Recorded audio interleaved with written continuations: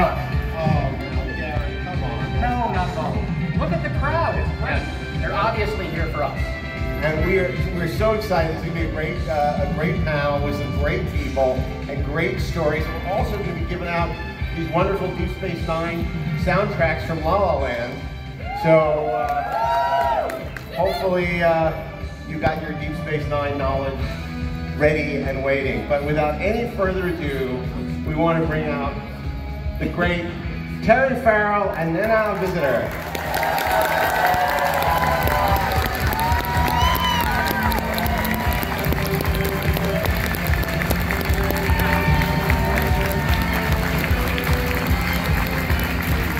Well, this is quite a crowd. I didn't know Hellraiser 3 had this kind of following, Terry. It's shocking, truly shocking. Yeah, but that's not what they want to hear about. No, they want to hear something about... I think he never got any respect, but you have nothing but respect for him. We discovered you in Back to School with the great Rodney Dangerfield. Thank you. And the late Sam Kinison. Yes. And the wonderful Terry Farrell. Thank you. What was Rodney really like? I actually want to know. You do? Yeah. We all want to know. I'll tell you later. All right. He was great. He was very nice, actually. He came to my trailer every day and would tell me a joke. And what? I bet he did. Yes, he did. Oh, you're really bad. No, he was really great because and it sounds terrible, but he got gout, and so they had to put the show on pause, but then they had to pay us. Nice. Right? And it was scale plus 10. That's the gout fee, right? It's the the gout fee. And then when we came back, we would shoot in the morning, then at lunchtime he would start doing rewrites with Harold Ramis, which actually worked out because we ended up being the top grossing film of 1985 in the summer. So it worked. But It did. then we get sent home. So it took a really long time to shoot that movie. It was good for me. The great Harold Ramis. The great Harold Ramis. And would you have thought that Keith Gordon, who played your Nebuchadnezzar boyfriend in that, would become such a successful director? Isn't that amazing? Did you see his name like on Dexter? I saw his name on Dexter. I was like, what? I should have held on to his number. No. I think I already caused enough problems with the woman who I think he ended up marrying. It's too bad the other guy who was the roommate didn't really amount to anything. I know, right? What was his name? Junior something? Dexter? Oh, no. no. Oh, we just Robert Downey Jr. Yeah. That guy. Yeah, it's a shame. Fell off the map. This has nothing to do with this panel, but why is Robert Downey Jr. starring in a remake of Vertigo? Did you see that on Friday? Because he's dizzy a lot. That's all I can guess. That's odd. That's actually very odd. It's really odd. Yeah. Who's going to play Kim Novak? Robert Downey Jr. Right, because men don't get enough parts, especially white guys, so he needs to do a remake of it. Well, so now you started a show that everyone here I know loves. Oh, yes. And of course we're talking about Working Girl. Working Girl, yeah. I know you all saw it, right? Now here's the thing, the Sigourney Weaver role. I mean, you were...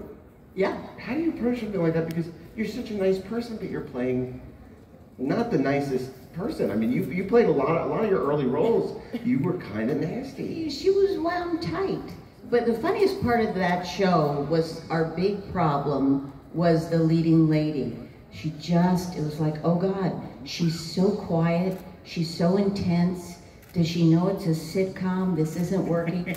She went on to have a great career, Sandra Bullock. And it was like, no wonder she wasn't making it in a sitcom. She was made for films, and she did in films what she was doing on the sitcom. And I was like, oh no, this is the wrong tone. Did you mean to call it This Isn't Working Girl? We didn't rehearse any of this. That's really funny. You still got it, Darren. It's got to be, you know, here you go to all these auditions, you get all these callbacks, you get cast, everybody says, oh, this show's going to go 6-7 years, and, you know, you're going to buy the house, and you have all this stuff, and, you know, you're going to be able to pick-aparts, and then, what was it, 13 and out? Yeah, I don't even know if we finished the season, actually. But no, I never thought that. I didn't think that on Deep Space Nine. I was always ready to get fired. I was always ready to, this is it. I started on Broadway where you get a 2-week notice. You're signing in every night at half hour, and suddenly the notice goes up and you've got 2 weeks work, and that's it. No matter how much work you put into the show. So that was just always in my head. It was like, yep, 10 episodes and out, yep, that's right. Okay, moving on. So, some context for you out in the audience who were born after 1999. It used to be that 10 or 13 episodes was not a lot of episodes. Now it's the longest running show on Netflix. That's right. It's true. Actually, you get the pilot, and then you find out if you were picked up for the first 7, and then it was 13, and then it was the rest of the season, and then every year they could let you go without them paying a penalty. And actually, I had the experience of feeling, because my agent said, they're going to fire you on Deep Space, and it's encouraging. I like isn't it? It was so Terry, you're so going to fail, and I need you to prepare for this. Yeah. I don't know why we hired you, but here's the thing. I felt like, well, the show's going to go on. I'm just not going to be the science officer any longer. I want to ask you about that because, it's only funny because obviously that didn't work out that way. No. Nana, you talked about, you have on Broadway, you do the show 2 weeks, and now when you auditioned for Star Trek, Deep Space Nine, everyone's saying, well, Next Generation's going 7 years, this thing, you're not shooting a pilot, you're shooting a premiere, it's already gotten a commitment to 1 year, and how much stress is that? And when you walked in there, how much did you even know about this phenomena that was it just another audition? You have to put it into the context of the 90s when sci-fi was like where actors went to die. It wasn't revered, it wasn't thought of. It's like, oh, okay, and I was turning 35 and my agents were like, well, it's sci-fi, maybe, it could be. And I really didn't understand the phenomenon. I didn't get it. But what I got was what I read on the paper, and that was my role. And I was like, I don't care about anything else. I want to do this role. And can I add, and I know this, but didn't you you've told more than one person that when you read it, you thought the part was for a man? Absolutely, I did. I called my managers and I said, this character is standing up to the star of the show, and there's a back and forth. I think you made a mistake. This must be a man's role. And they said no, and I was like, oh my God, I want this so badly. I want to do this so badly. And my manager at the time actually said, when I got it, said, it'll end your career. So let's rethink this. And back in the day, smart. Well, you know what? Back in the day, it was true. You do. It really was. Now they're all the big blockbuster movies. It's completely flipped around. All the cool kids are watching. All the cool kids. All the STEAM All kids. of you. That's right. It's amazing when you think about how different things are now. Certainly it was like that for female roles. I mean, if you look at the roles in Next Generation, which as much as people may love the actresses and the roles, there are not a lot of really powerful, and you walk into Deep Space Nine and immediately, you're going toe to toe with Avery Brooks, who's no shrinking violet himself, a man called Hawk, for those of you who are 80 in the room who may remember. Hey, I remember Hawk. I remember Hawk. Oh my He God. played a bald guy with a goatee, and he kicked ass and took names. So it was kind of like Deep Space Nine, except it was set in DC. With 2 guns in his hands. I remember that a lot. Was that the spin-off from Spencer Yeah. for Hire? Afterlife. Okay. And it was great. I wonder now, looking at it, because you're writing a book about women in Star Trek, and when you go back and look at the work you were doing and some of the other maybe Star Treks that you weren't as familiar with, that juxtaposition probably becomes very, very clear. It's really interesting, and I can see the connection between what was culturally happening in that decade and what was being written on that Star Trek show. There's no doubt that the women of Next Gen stood on Nichelle's and those women's shoulders, and we stood on Next Gen's shoulders, and it's gone on and on and on like that. But there was at the time a specific advantage to being alien, to being a woman and being alien, because now no holds barred. You could have the full spectrum of the weirdly human experience, where the decade was really kind of narrowing what an acceptable woman was and what defined that. And we got to draw outside of those lines and not stay in our lane. And there was huge freedom and joy in that. Well, that's totally the trick that Roddenberry used on the original show, to tell stories that wouldn't be accepted by the censors or the network. To tell it about alien people. It's not human. It doesn't apply to us, but you're telling the same story, so it works. Yeah, she can be smart and powerful and sexy because she's an alien. Right. So it's okay. That's right. Speaking of aliens, you had a very different experience with getting the show when you auditioned, because of course they had been seeing everyone in Hollywood for this role and couldn't find anyone. And there I was. And there you were. I was the needle in the haystack. Yes. And that was tough for you at first, wasn't it? Yeah, it was. Well, I think the toughest part was getting hired, the stress of getting hired, and I was an original fan, so knowing that I'm doing something from a childhood, dream. I played the alien, as you know, most of you already know this about me if you know me, that I did it in kindergarten, first grade, second grade, played the alien from another planet. So, and the shortest kid in school was Kirk, and Pile of Leaves was the Enterprise. So Leonard Nimoy, I went and saw him at the Paramount Theater in Cedar Rapids, Iowa, doing this one-man show about Van Gogh's brother, and it was just like, I was so excited. He was a hero to me because I felt like I was, I was this tall, skinny kid, poor family, teased a lot. Took me a long time to be okay with short hair because I was told I looked like a boy because I was so tall, and all that kind of stuff. So this dream coming true to be a part of, we're going to make the dark version of Star Trek. They're going to be like the Star Wars of Star Trek, which obviously with the promenade and everything, it held true to that promise. And I felt like, oh my gosh, if it did amazing things then, imagine what it could do now with the voice that we could have. Terry, I hate to break this to you. I did not answer your question. It's okay. That's not what I was going to say. I just need to tell you that even with short hair, you don't look like a boy. Thank you. Okay. Reassure you there. Right? Yeah, no, it's just like, Terry, don't worry about it.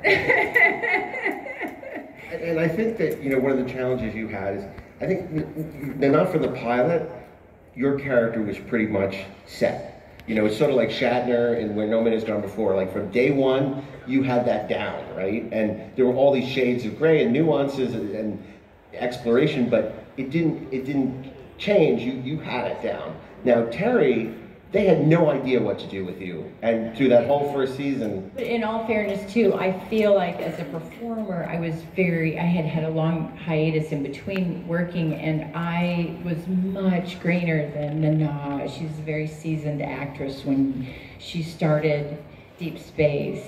What she's saying is older, and it's true. No, I knew she was going to make a joke out of that. But seriously, incredibly talented, knew what to do, and also our ops felt like a stage, which was very intimidating to me. And yeah, and most of you guys had done theater, and you had been in theater on Broadway. Hello? Yeah, which Renee keeps reminding you about. Yes. And yeah, but yeah, I was a nervous wreck. So, and then they didn't know what to do about makeup, and then I was the last one coming in, and I was overwhelmed, and I had these crazy scientific things to say, and it was really overwhelming. Well, Michael Piller thought you were Spock, right? But ultimately it was Ira who realized you were Katharine Hepburn in the Philadelphia Story, right? I mean, Yeah, the straight that version. was what, like, changed the whole thing for you. Yeah, that's so funny. He said roguish, but yeah, I guess Katharine Hepburn kind of was. But yeah, it's true. And then what I think they did smartly was they made it about talking about the assimilation of the symbiont and the young woman trying to be comfortable. And I think that was a really great solution because that gave me little bites at a time to get used to and figure it out. And yeah. So it got to use Spock and McCoy simultaneously. Thank you. Exactly. Yeah, because they wanted to be. Even Robert Hewitt Wolf was like, they had this sort of stoic thing about wanting, and it was like, I'm 350 years old. Wouldn't I have a sense of humor like nobody's business? I wouldn't be Vulcan-ish at all. Because I'd want to kill myself 350 years of you stupid humans. Yeah, right? you'd realize that all this is just BS. Right, exactly. It's going to be okay. Yeah. Right? And you'd have to be curious and really love all these little children that are so much younger than you. Right? Isn't it fun to see them figuring things out? It's so cute. And I've been there, so I'm not going to coddle. I'm not going to pat them on the head. I get it. I was there. Yeah, so it's a whole different point of view. But the symbiont also allowed audience members, anyone who felt outside of normal, to use you as an avatar. And I've heard it over and over again. Use me. Yeah. Go ahead. Now,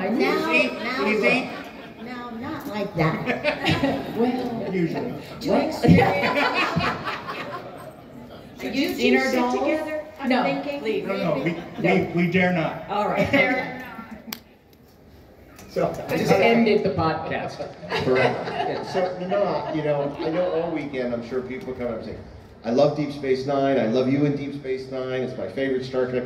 I'm sure it never gets old. But my question is, you just undertook this whole going back and looking at the show. Now, a lot of people don't realize, actors don't necessarily, some do. Norman Desmond did, but most people don't go back and watch themselves for years and years, after their show has gone off the air. So you're being reintroduced to the show, almost not as somebody who was in it, but as a viewer. And I'd love to know sort of what your unblemished, unvarnished take is watching Star Trek again, watching Deep Space Nine after all these years, and what you think. Watching Deep Space Nine, it's still relevant. It's still, I was taken aback by, I forgot how amazing the writing was. How even though we didn't really have women writers on the show, they, the writers that were there wrote so effectively for our characters. But I've been watching all the Star Treks, and I'm so blown away by how great all of them are. And I'm able to join in when people have, so what was the drug that, it's like, I know that, I know it. I'm able to join in. I'm getting like a Trekkie. But, like third season Picard, oh my God, I love it. Voyager, I had no idea, right? Gates McFadden, yes. It's amazing. And the original Trek, I'd seen it as a kid, but when I put this lens of watching it through what were women going through in the 60s, what were these women in the show going through during the 60s while they were busy inspiring an audience to want more. So it's the whole franchise is truly inspiring and hopeful.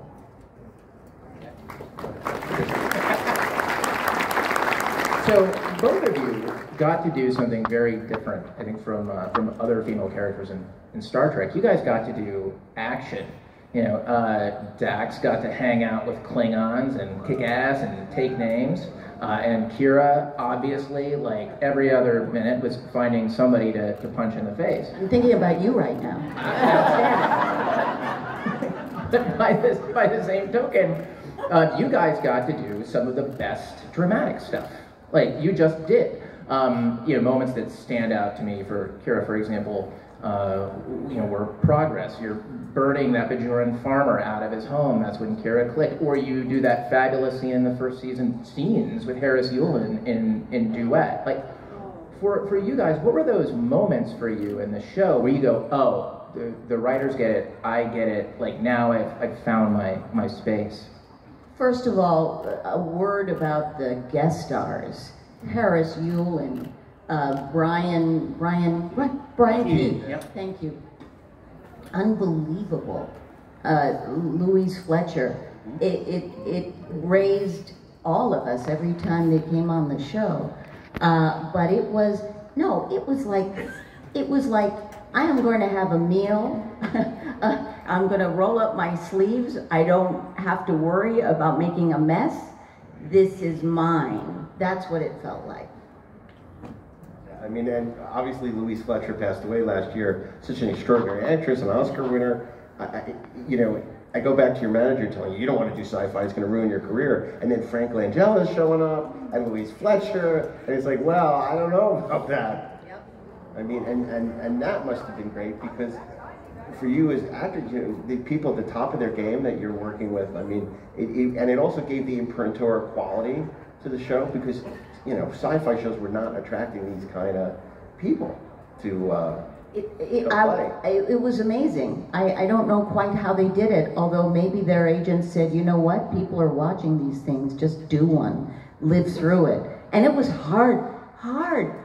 Harris Yulin, I don't know how he did it, because just, you have to think about the makeup. Then you have to think about the fact that he's doing paragraphs of dialogue in a tone he's not familiar with, and he's doing it with people he doesn't know, with a crew he doesn't know, and he's doing it brilliantly. It was just unbelievable. Mask work is not easy. Can I offer that I think what the attraction would be is, like, for most actors that aren't doing a whole lot, is the writing was so great, and they're talented actors, and they get to star as a guest star in that show, whatever show it is. But when it's really good writing and they get a chance to really have something to sink their teeth into, I think our show made that super accessible. And when you think somebody like even Andy Robinson, hello, getting to, you know, he's reoccurring, but why would you be willing to be reoccurring? Because it's fun, because the writing's great, you get to put all of your effort into it, and it's not without some payback of, like, that felt good. Yeah. We like to act. It's fun. That's good. Playtime. Your representative's best efforts to convince you that you could. That's right. Well, the reoccurring is so funny you mentioned that, because of course it's like you have guest stars on a show, and somebody like Andy Robinson shows up in the second episode. It's like, oh, it's great working with you. Thanks for being here. Little did you know, he'd be around for the next 7 years, and that was with so many people, whether it was Max or whether it was they know? Mark Alamo, all these people. It's like they just keep coming back and back. It's like, and they never left. And this not so little ensemble kept getting bigger and bigger. Combs. Yeah, Jeffrey Combs, who would come back, you know, 9,000 times as 400 characters. Because he's like simple. He's like simple. That's right. I want to know how it was to take a little step away from your regular characters and make a little visit to the mirror universe. Because that must have been a little fun to sort of change it up a little bit. Well, you did more than I did. Yeah, the attendant was fantastic to do. That was so much fun. And it's like, already there are no holds barred, and then they just, you know, they go, okay, go. Now I'm on green screen, and I can be wherever I want, be whoever I want. And the attendant was really fun for that. Really fun. You can no longer play her in Florida, apparently. I liked it when you did the lounge singer stuff. Oh, that was fun. That was like, woo, look at her go. That was fun. That was like the opposite. Yeah. Wow. I remember it was in Promenade, and Ira was passing me. He said, hey, I'm thinking I want you to sing, They Can't Take That Away From Me. And I was like, fever. And he went, okay. Yeah, it was hot. It was amazing. Yeah. Well, I guess that was also part of the appeal of the show. You do Law and Order, you're playing the same character, you're not changing 7 years. Money's great, royalties are great, residuals are great, but it's the same role. Deep Space Nine, 1 week you're a James Bond villain, the next week you're Curzon Dax, you're playing a man. I mean, it's like, it's crazy the range and the types of roles that you got to play with these characters. When do you get to actually purposefully do a bad Russian accent? Only on Star Trek. It's kind of a thing. It's kind of a thing.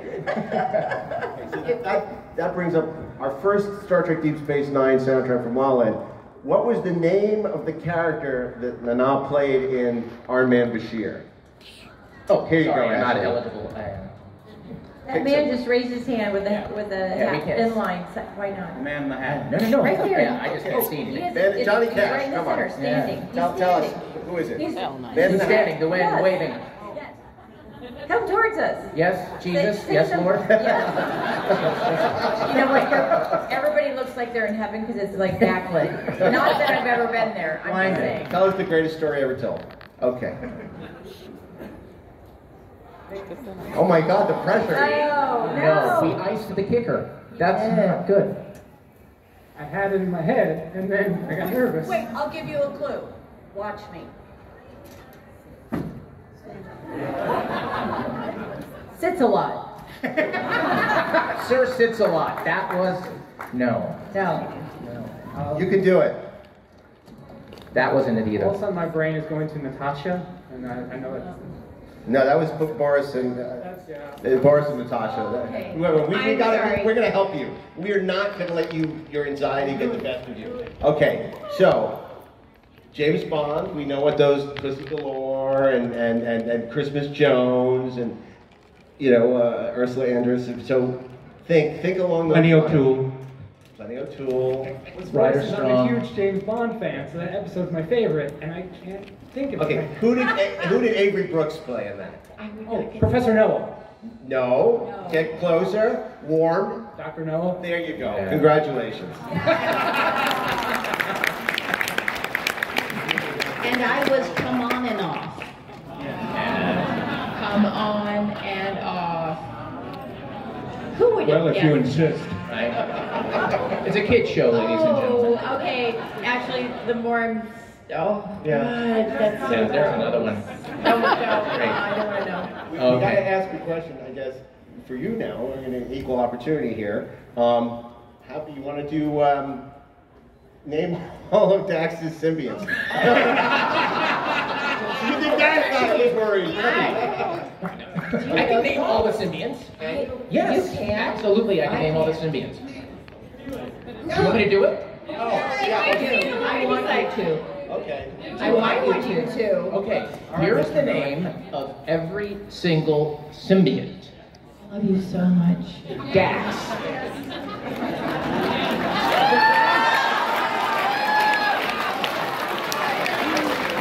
It's only one symbiont. That is a great question. I can actually do it. Okay, let's ask them a question. They want their soundtrack. Go ahead, Ashley. You're so smart. Yeah. What season did Dax marry Worf? Oh my God. Right here. 6. There you go. That's right. Deep Space How Six. long? How long did it take you to get in that outfit, by the way? That was a, One. the wedding outfit. The wedding. Actually, that was not so hard. It was harder when I wore it for one of the conventions in Las Vegas for Creation when Mike Westmore redid my makeup. Then I actually could fit in it, but it was a little more fitting in it. But the first time I fit in it, so it was really like zip up, put her boots on, let her out. It really wasn't that bad. It just was really hard because it weighed a lot. It weighed a shit ton is what it weighed. That's a technical measurement. It's metric. Not metric. Now, you went through a very unexpected arc later in the season because you had a child. You got pregnant. What was that conversation like going to Ira Bear, and what were your expectations? You know, how they would, because it was a very clever solution they came up with. I remember being terrified and being quite sure, again, it was the 90s, that I was going to be fired. I mean, I was hired as, you know, an action figure, and here I was, I'm going to be pregnant. And Sadig actually made the phone call to Rick Berman because he had a relationship with Rick, and told him that we were having a baby, and then we just waited to see what happened. And what happened really is because of Ira Bear's wife, Laura, who said, I know what to do. I know what to do. And that's exactly what happened. That there was, what's funny is every year, you know, it's like this dance. It's this weird dance. You sign a 7-year contract, but every year, many people... It was 6. You signed 6. Oh, 6. Well, yeah. 6, Some of you yeah. So you sign a 6-year contract, but every year to begin with. But every year you renegotiate. You ask for things, and they say, and usually you get something because they're going, yeah, no, we want you to be happy. They also laugh at you. But at Star Trek Paramount, every time I tried to renegotiate, they said there'll be a shuttlecraft accident. You'll be dead. And so it was like, yeah, okay, look at me. All right, yeah, exactly. So that it was a shuttlecraft accident that kept my job was kind of great to me.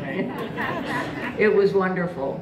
And by the way, I got embiggened. Did you know that's a new word that you can use? Embiggen is a real word. I think it came from The Simpsons. What does it mean? Get bigger. Yeah. I would say you can't learn things watching this show. Like Schoolhouse Rock. Yeah, totally. Exactly. I'm going to use that word from now on.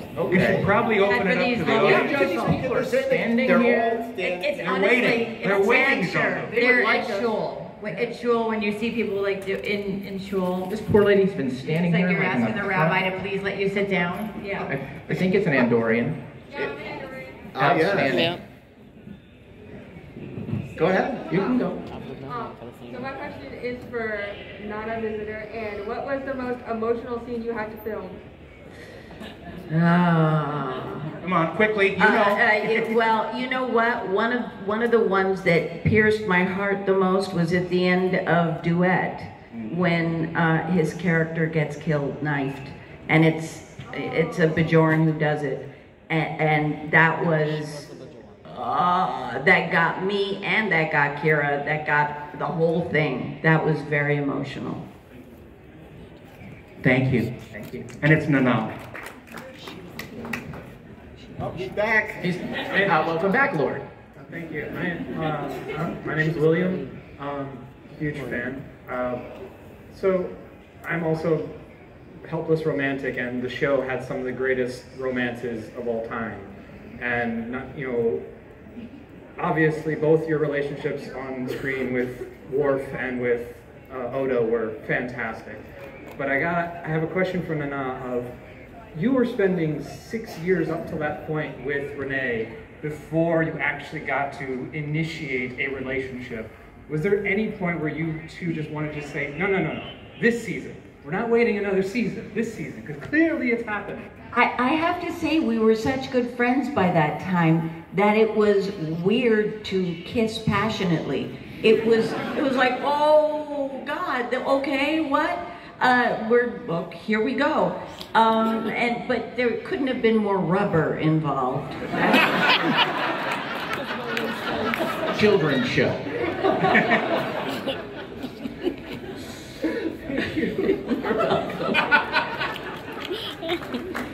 Hi, Just see the quote. Couldn't have been more rubber involved.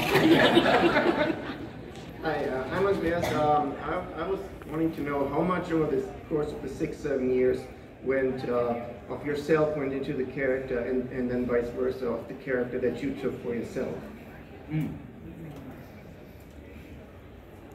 Both of them. How much of it is me? Well, I would not consider myself pansexual, I'm just saying that. I am not as adventurous in that department as Dax and Jadzia, but I am an adventurous person, and I think most of the other stuff is pretty much me, because I don't think you can really divorce yourself so much, but sort of like bring out other parts of yourself, you know. I don't know if that's, I don't know how else to say it. It's just sort of like it has to be part of you, right? Because I don't really know how much I influenced her and how much she influenced me. I almost think it's sort of a marriage that happens with the character and yourself. And the more in your skin it all feels, the easier it is to do, and the more, I don't know, grounded and instinctual it starts to happen. Yeah, she definitely opened my eyes to a different way of thinking about things, and it actually feels like it affects my life more now, the more I've just accepted myself. It has helped me be more powerful in a gentle way. Thank you. That's a good answer. It's a fascinating question, because really what I've learned as first an actor and then through just reading some neuroscience is you drop thoughts into your head and you change your brain, and your brain and body actually transform the more you think those particular thoughts. So I certainly I went running through the door of Kira, like, okay, I want a big space. I want to be who I am without thinking of these boxes that I have to enter. So it was the full spectrum of me that I brought. But in the end, I took a lot of Kira with me, because those thoughts of goals, of actually having goals for other people, of deep self-compassion, and thinking of loyalty and what you will do for that.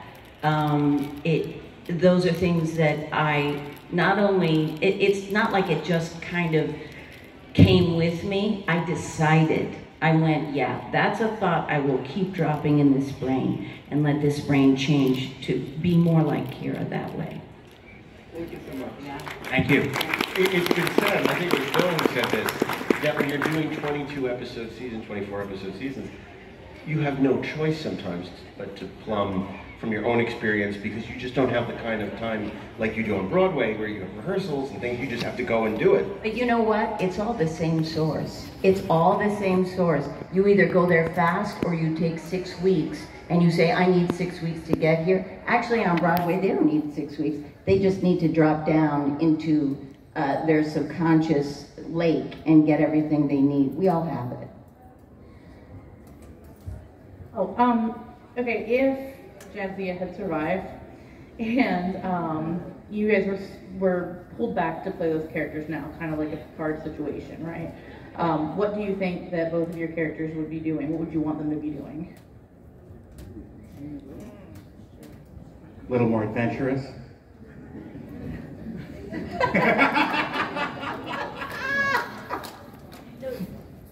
That is a hard question. Yeah. Let her go first on this one. I had the hard one last time. I have it in my head. I know I'm the spiritual figure on Bajor. I don't want that. I want to still be on the station. I want to be a mentor to young people coming through. I definitely want to be a mentor to Jake. I imagine him writing and traveling and coming back to me with his adventures and sitting and having meals and having ethical discussions about it all. That's what I would love. I would love that.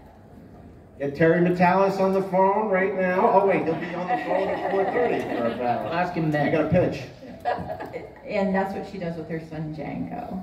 Yeah. Yeah, it's true. In the real world. I don't think Dax would be an at-home mom.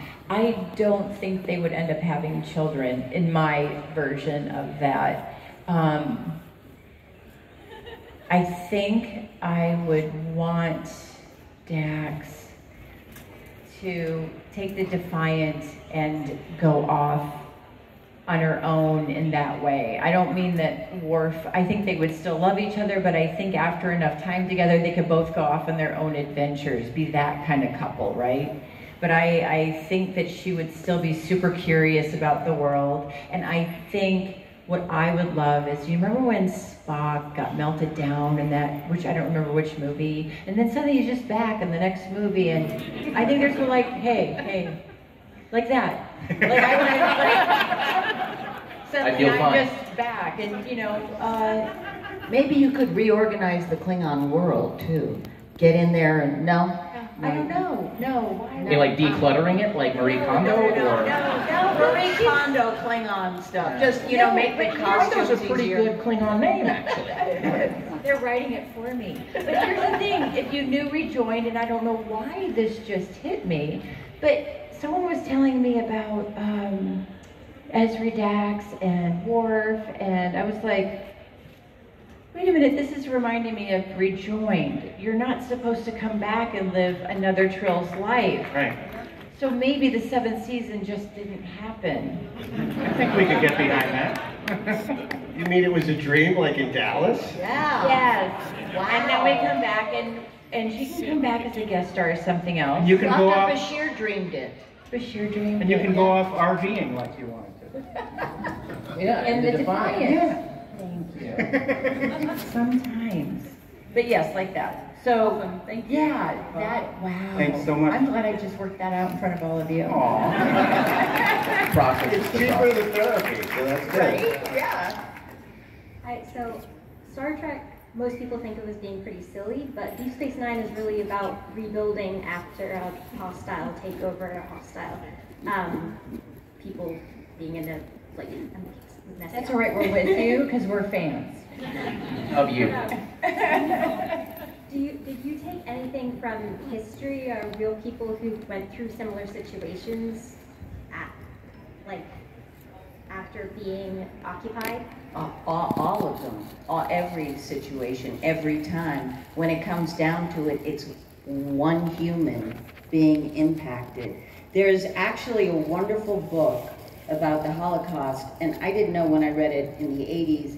It's called The White Hotel, and it's about a woman who is an opera singer, and she's being helped by Sigmund Freud. And you're going through her therapy and learning about all of a sudden she's gone. It's a true story. No, this is a wonderful book, but the impact of it, of this singular soul, one person with so many complexities, so many joys, so many pains, and you put them in a situation like that. That's what I thought of. It wasn't how many, it was one, every single time.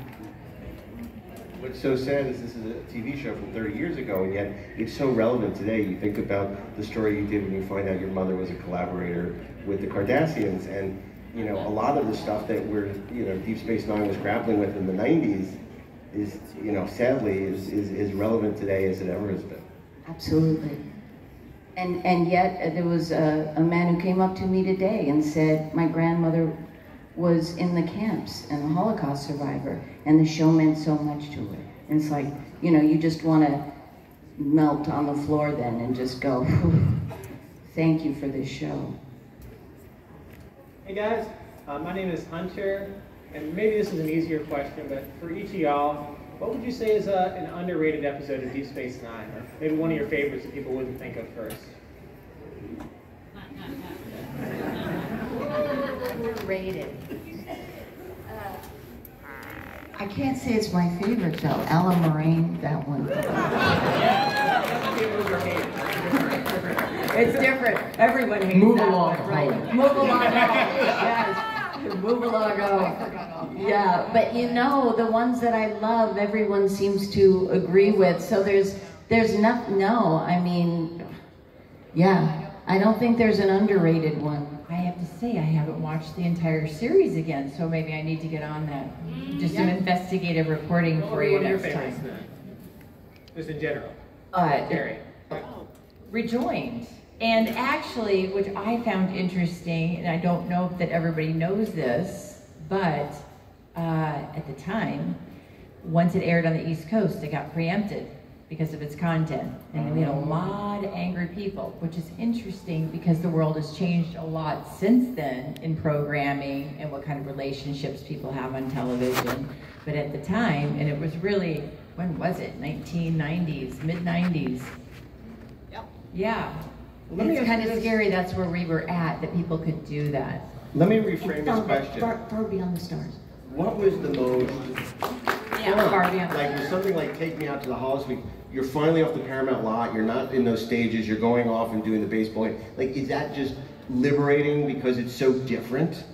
No, I had to hit that ball. And I've never, I remember Avery Brooks, and you know, he did a bit of improv in a scene, and he's over there, and I'm probably 20 feet away, and he had a travel bag. We're about to go on a mission, and he throws it to me, and it hit my face and fell to the floor, and he said, I have never seen anyone with less instinct to grab something. What is wrong with you?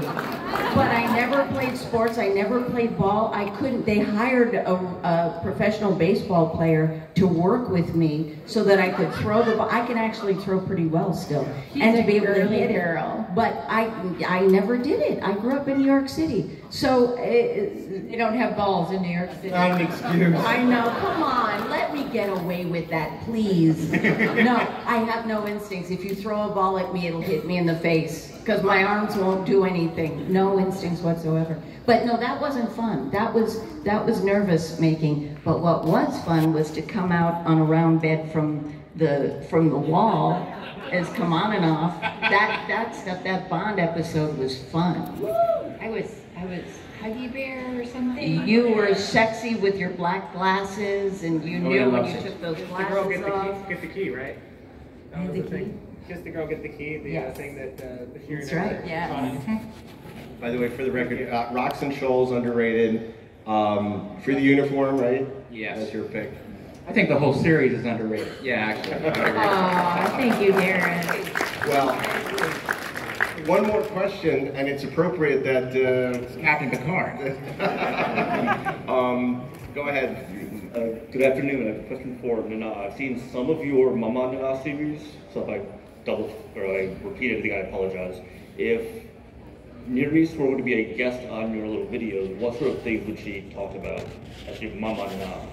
Oh, well, pretty much the same things. I think she would talk about the same things on Instagram that I'm talking about, because we both evolved in the same way. And I do believe Kira would want to give to other people what she's learned, and the advice that comes hard won, like you get from a mother or a grandmother. So I think those are she'd talk about the same things, actually. One last question. I think we're at zero. We're at zero, And but the ship has not zero. blown up, No. so we're going to ask one more question. Hi, my name is Caroline. I was happy to hear you talk about neuroscience because that's what I do for my job. I wanted to ask if you could be in a regular character in any other Trek show. Which show would you want to be in? Oh, yeah, there are a couple. I mean, there are a couple. I want to be Captain Janeway. Yeah. I wouldn't mind doing what Sonequa does. It's all of it. I have not seen, and I hear it's great. Brave New Worlds. That's next for me. Strange New Worlds. Strange New Worlds. And that's next for me. I think I've been saying Brave New Worlds this whole time. It's okay, lots of people do. Oh God. Okay, Strange New Worlds. But yeah, Janeway, what about you? I think I'd like to be Michelle Yeoh's character. Ooh. I don't remember her character name, do you guys? Okay, Giorgio. Captain Giorgio. Giovanni Giorgio is her name. Okay, cool. And the Empress of the Mirror Universe. I could tell you who she was in James Bond. Yeah. That's right. Who is he? Come on. Eileen. Right on. Yeah, so I'd want to be her. And otherwise, Yeah, I did see Strange New Worlds, and I love it. Yeah, it's good. Love it. Yes. Yeah, I've only seen the first one, and the second one started, and I was like, oh no, I gotta catch up on, I missed the second season of Picard, so I wanted to jump right to the first episode of the third season of Picard, because I kept seeing these trailers with Gates, and it was like, she kicks butt. She does. She does, and then of course I have to see Michael Dorn at some point, because I had dinner with him, we had 2 episodes left, and it was like, it was so weird to sit across from this man I know very well, but with this white goatee, it was like, you're not the same, it's like, you are like a... Mirror Universe, Michael Dorn? Yeah. Yeah. I don't think Kentucky Fried Chicken kind of popped in. I did not say that at the moment, but right now the it's Colonel like, Worf. Yeah. I don't think anyone can play Kirk other than Bill Shatner, but if there was anybody, I think you could do it.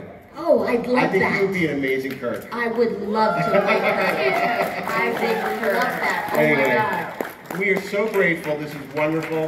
Thank you. Thank all of you. And we'll see you at 4:30 with Terry McCall.